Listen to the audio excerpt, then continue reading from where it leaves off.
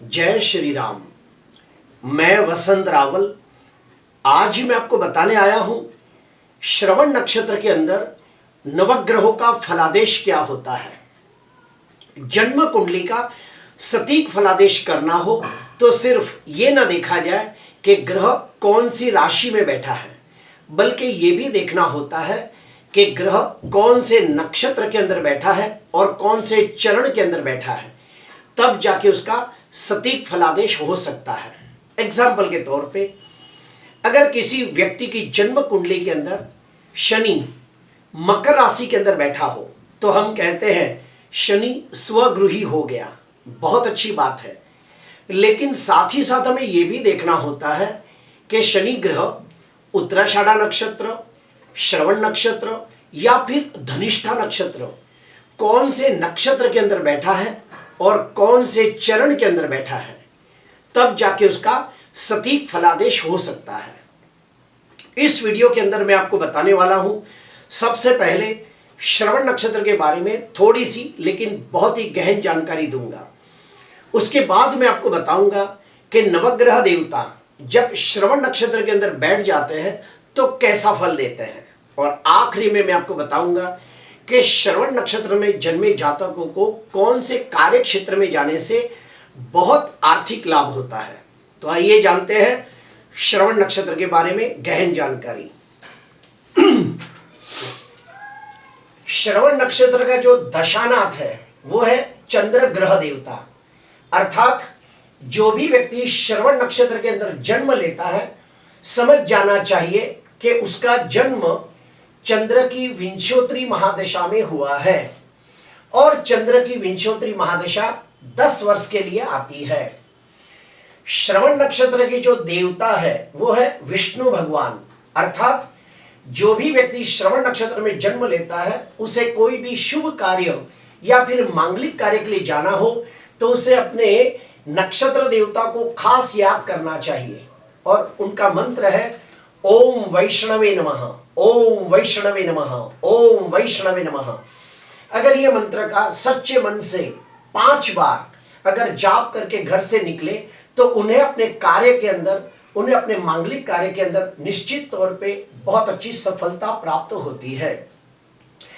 श्रवण नक्षत्र की जो आकृति है वो है पांव की छाप के समान या फिर त्रिशूल के समान।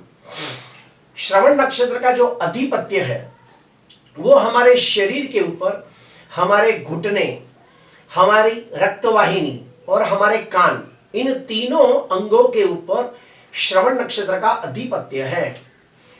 श्रवण नक्षत्र के जो चारों 4 चरण हैं वो मकर राशि में आते हैं, और मकर राशि का स्वामी ग्रह कौन है? शनि।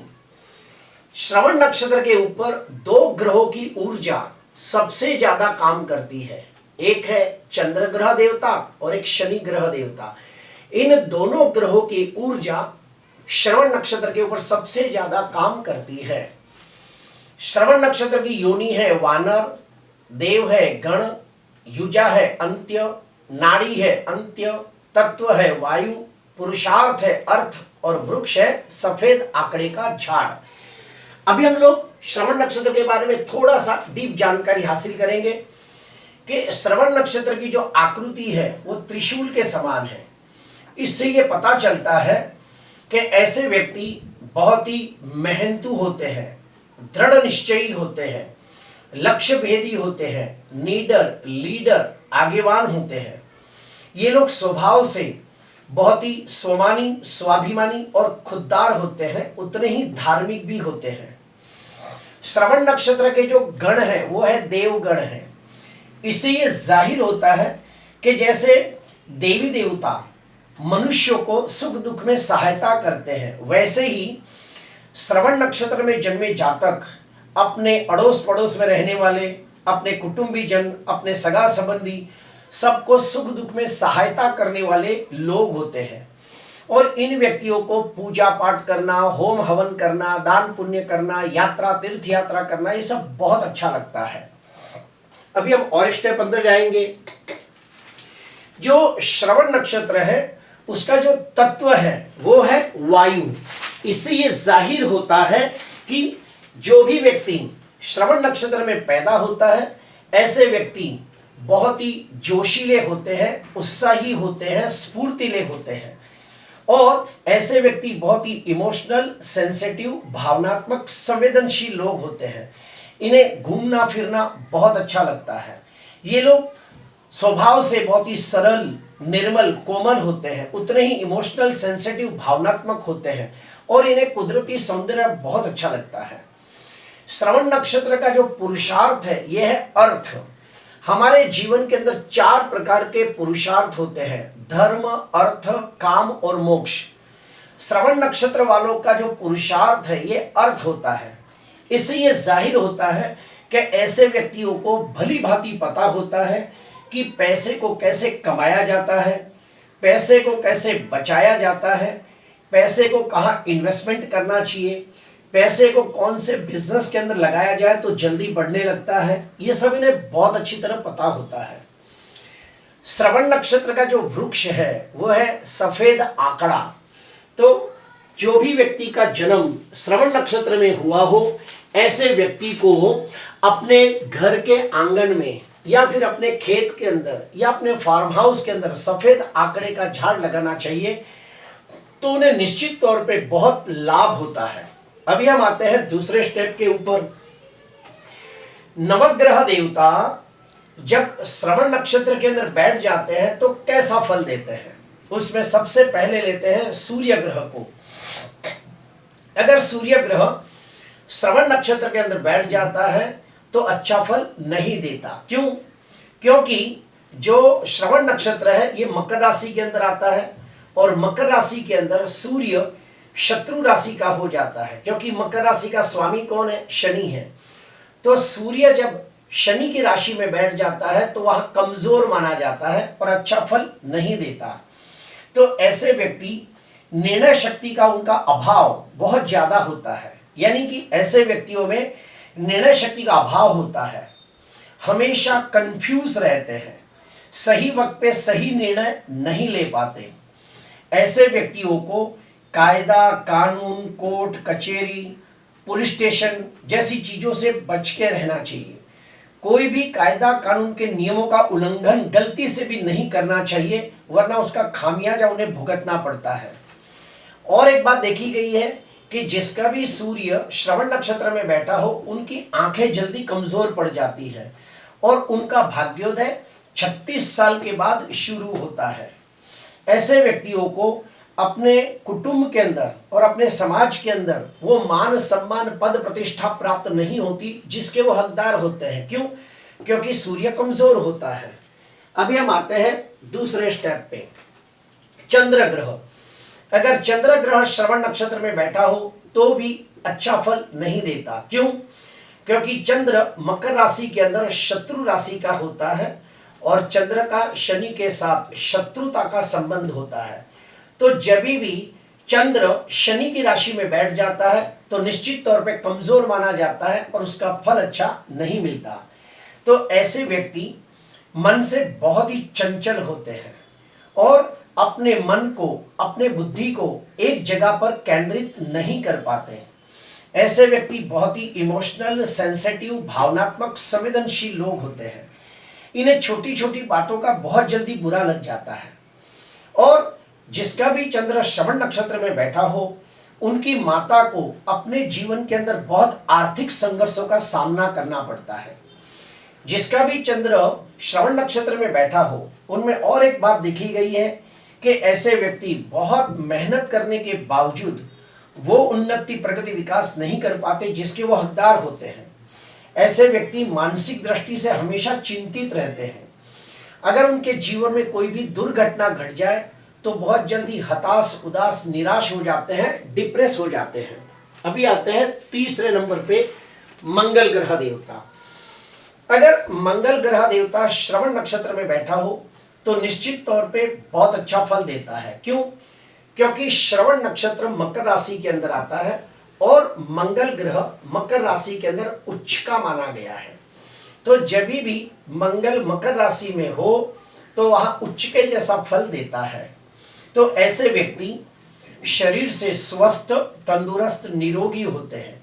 इनकी रोग प्रतिकारक शक्ति बहुत ही बलवान होती है, इसलिए ये लोग जल्दी बीमार नहीं पड़ते और कभी कभार बीमार पड़ भी जाए तो बहुत कम समय में ठीक हो जाते हैं। ऐसे व्यक्तियों को मकान, वाहन, जमीन, जायदाद, खेती, प्रॉपर्टी जैसे कार्य के अंदर बहुत अच्छी सफलता मिलती है। अगर कोई बच्चा पढ़ाई करता हो और अगर उसकी कुंडली के अंदर मंगल श्रवण नक्षत्र में बैठा हो तो कह सकते हो कि ये लड़का बड़ा होकर एक अच्छा इंजीनियर बनेगा और उसे इंजीनियरिंग क्षेत्र के अंदर जाने से बहुत लाभ होगा, जैसे कि computer engineer, mechanical engineer, electronic engineer, automobile engineer, aeronautical engineer, ये सब इंजीनियर वो बन सकता है। अभी आते हैं बुध ग्रह देवता। बुध ग्रह देवता श्रवण नक्षत्र में बैठा हो तो निश्चित तौर पे बहुत अच्छा फल देता है। क्यों? क्योंकि बुध का राशि स्वामी शनि के साथ मित्रता का संबंध है, तो इसीलिए बुध जब श्रवण नक्षत्र में बैठता है तो बहुत अच्छा फल देता है। ऐसे व्यक्ति स्वभाव से विनम्र, विनयी, विवेकी होते हैं, बहुत ही बुद्धिमान, गुणवान, तेजस्वी होते हैं, बहुत ही ईमानदार, वफादार, नीतिवान होते हैं। इन व्यक्तियों में खास बात यह देखी गई है कि अगर ये लोग बड़े होकर बिजनेस के कार्य क्षेत्र में जाए तो बहुत कम समय के अंदर धनवान, यशवान, कीर्तिवान बनते हैं और व्यापार में ऊंचाइयां प्राप्त करते हैं। ये लोग बोलने में बड़े माहिर होते हैं, एक अच्छे सेल्समैन होते हैं और अपनी सेल्समैनशिप की वजह से व्यापार के अंदर कम समय के अंदर ऊंचाइयां प्राप्त करते हैं। इनका भाग्योदय 32 साल की उम्र में शुरू हो जाता है। 36 वर्ष के बाद सर्व सुखों की प्राप्ति करते हैं और 42 साल के बाद समाज के अंदर मान, सम्मान, पद प्रतिष्ठा की भी प्राप्ति करते हैं। इनमें और एक बात देखी गई है कि ये लोग बड़े होकर एक अच्छे शिक्षक, प्रोफेसर, लेक्चरर, प्रिंसिपल बन सकते हैं। ये लोग बड़े होकर एक अच्छे ज्योतिषकार, कर्मकांडी ब्राह्मण बन सकते हैं। और हाँ, अगर बुध के साथ शुक्र भी मिल जाता है तो ये लोग एक अच्छे कलाकार भी बन सकते हैं, जैसे कि एक अच्छे सिंगर, डांसर ये लोग बन सकते हैं। तो अभी आते हैं गुरु ग्रह। गुरु ग्रह श्रवण नक्षत्र में बैठा हो तो बिल्कुल अच्छा फल नहीं देता। क्यों? क्योंकि गुरु मकर राशि के अंदर नीच राशि में निर्बल हो जाता है। तो जब गुरु नीच राशि में निर्बल हो जाए तो निश्चित तौर पे अच्छा फल नहीं देता। ऐसे व्यक्ति बहुत मेहनत करने के बावजूद वो उन्नति, प्रगति, विकास नहीं कर पाते जिसके वो हकदार होते हैं। ऐसे व्यक्तियों को मान, सम्मान, पद प्रतिष्ठा भी प्राप्त नहीं होती जिसके वो हकदार होते हैं। ऐसे व्यक्ति धार्मिक होते हैं लेकिन अंधश्रद्धालु नहीं होते, धर्म को तार्किक दृष्टि से देखने वाले लोग होते हैं। ऐसे व्यक्तियों को समाज के फंक्शनों में जाके आडंबर करना, दिखावा करना इन्हें बिल्कुल अच्छा नहीं लगता। ऐसे व्यक्तियों में और एक बात मैंने देखी है कि ये लोग काफी बार ब्राह्मणों की निंदा करते हैं या फिर कर्मकांड की निंदा करते हैं या फिर धर्म की निंदा करते भी देखे गए हैं, जो बिल्कुल अच्छी बात नहीं है। अभी हम आते हैं शुक्र के ऊपर। अगर शुक्र ग्रह श्रवण नक्षत्र में बैठा हो तो निश्चित तौर पे बहुत अच्छा फल देता है। क्यों? क्योंकि शुक्र का राशि स्वामी शनि के साथ मित्रता का संबंध है, इसीलिए शुक्र श्रवण नक्षत्र में बैठा हो तो बहुत अच्छा फल देता है। ऐसे व्यक्ति दिखने में सुंदर, आकर्षक, प्रभावशाली, प्रतिभाशाली लोग होते हैं। ऐसे व्यक्तियों को कुटुंब का सुख बहुत अच्छा मिलता है और ऐसे व्यक्ति अपने रिश्तों को पूरी ईमानदारी, वफादारी, नीति से निभाने वाले लोग होते हैं। इनका भाग्योदय 24 साल की उम्र से ही शुरू हो जाता है। 36 साल के बाद सर्व सुखों की प्राप्ति करते हैं और 45 साल के बाद समाज के अंदर मान, सम्मान, पद प्रतिष्ठा पूर्वक जीवन व्यतीत करते हैं। इन्हें अपने जीवन के अंदर बार बार यात्रा करने के योग बनते हैं, तीर्थ यात्रा करने के योग बनते हैं, देश विदेश की यात्रा भी ये लोग बहुत करते हैं। ऐसे व्यक्तियों की जो पत्नी है वो बहुत नसीबदार होती है और काफी लोगों को धन कमाने वाली पत्नी मिलती है। इनके घर पे जो बेटी होती है वो भी बहुत ही मेहनतू होती है और वो अपने बलबूते पे अच्छा खासा पैसा कमाने की काबिलियत रखती है। अभी आते हैं शनि ग्रह देवता। अगर शनि श्रवण नक्षत्र में बैठा हो तो निश्चित तौर पे बहुत अच्छा फल देता है। क्यों? क्योंकि शनि मकर राशि के अंदर स्वगृही हो जाता है। तो जब शनि स्वगृही हो जाए तो निश्चित तौर पे बहुत अच्छा फल देगा। तो ऐसे व्यक्ति बहुत ही मेहनतू, ईमानदार, वफादार, नीतिवान होते हैं। ऐसे व्यक्ति स्वभाव से व्यवहार कुशल, स्वमानी, स्वाभिमानी, खुददार होते हैं। इनमें और एक बात देखी गई कि इन्हें जो भी काम दिया जाए वो पूरी ईमानदारी से, निष्ठा से करने वाले लोग होते हैं। इनका भाग्योदय 36 साल की उम्र से शुरू हो जाता है। 45 साल के बाद इनके जीवन में बहुत स्थिरता आ जाती है और 52 वर्ष के बाद सर्व सुखों की प्राप्ति करते हैं। सर्व प्रकार के भौतिक और सांसारिक सुखों की प्राप्ति करके समाज के अंदर मान सम्मान पूर्वक जीवन व्यतीत करते हैं।